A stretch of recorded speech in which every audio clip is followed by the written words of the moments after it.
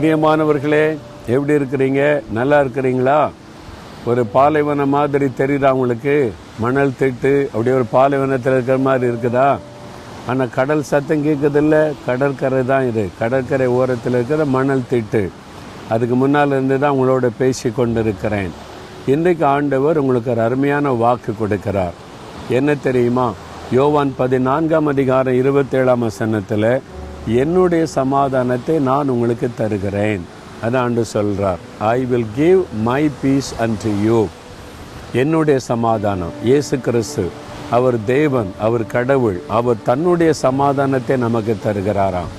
அதுக்கு தான் பெயர் தேவ சமாதானம், டிவைன் பீஸ். இந்த சமாதானம் தான் ஒரு மனிதனுக்குள்ளே ஆத்ம அமைதி, நிம்மதி என்கிற ஆசீர்வாதத்தை கொண்டு வரக்கூடியது. இந்த சமாதானம் பணத்தினால் பெற முடியாது, புகழ்னால் பெற முடியாது, பதவியினால் பெற முடியாது, காசு கொடுத்து வாங்க முடியாது. ஆனால் அப்படி முயற்சி பண்ணி ஏமாந்து போனவங்க தான் அதிகம் பேர். இந்த சமாதானம் ஆண்டவர் நமக்கு கொடுக்கிற இலவசமான ஒரு ஈவு, ஒரு கிஃப்ட். இந்த சமாதானத்தை இயேசு தான் தர முடியும். ஏனென்றால் அவருக்கு பெயர் சமாதானத்தின் தேவன்.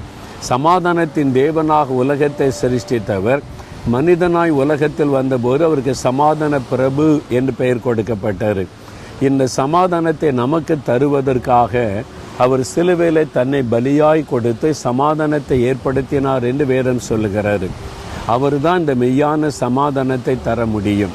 இயேசு சொல்றார், என்னுடைய சமாதானத்தை உன்னை தருகிறேன். அப்படின்னா இந்த சமாதானத்தை பெற்றுக்கொண்டா எந்த டிஸ்டர்பன்ஸும் நம்முடைய வாழ்க்கையில் வர முடியாது.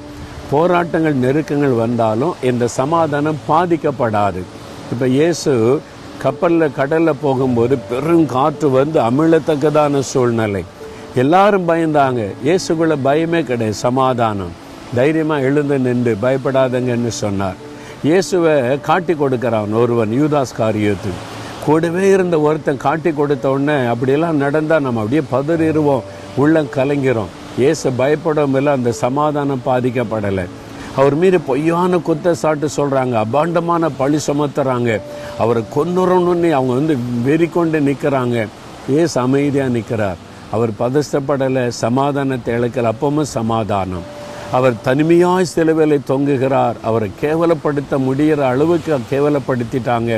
அப்பவும் அவர் சமாதானத்தோடு இருக்கிறார். எத்தனை பாடு, நெருக்கம், தனித்து விடப்பட்ட சூழ்நிலையிலும் அந்த சமாதானம் பாதிக்கப்படவே இல்லை.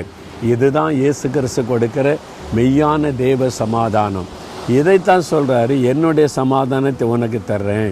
உங்களுக்கு வேணுமா இந்த சமாதானம்? ரொம்ப சிம்பிள்.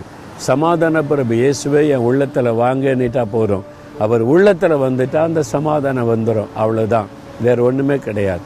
நீங்கள் இயேசுவை ஆண்டவரே என் உள்ளத்தில் வாங்க, இந்த சமாதானத்தை எனக்கு தாங்க, என் உள்ளத்தில் எப்போவுமே இந்த ஆத்ம அமைதி, நிம்மதி இருக்கணும், நான் விரும்புகிறேன்னு கேட்டிங்கன்னா இயேசு இலவசமாக இந்த சமாதானத்தை தருவார். ஏன்னா உங்களுக்காக சிலுவையிலே தன்னையே பலியாய் கொடுத்தவர்.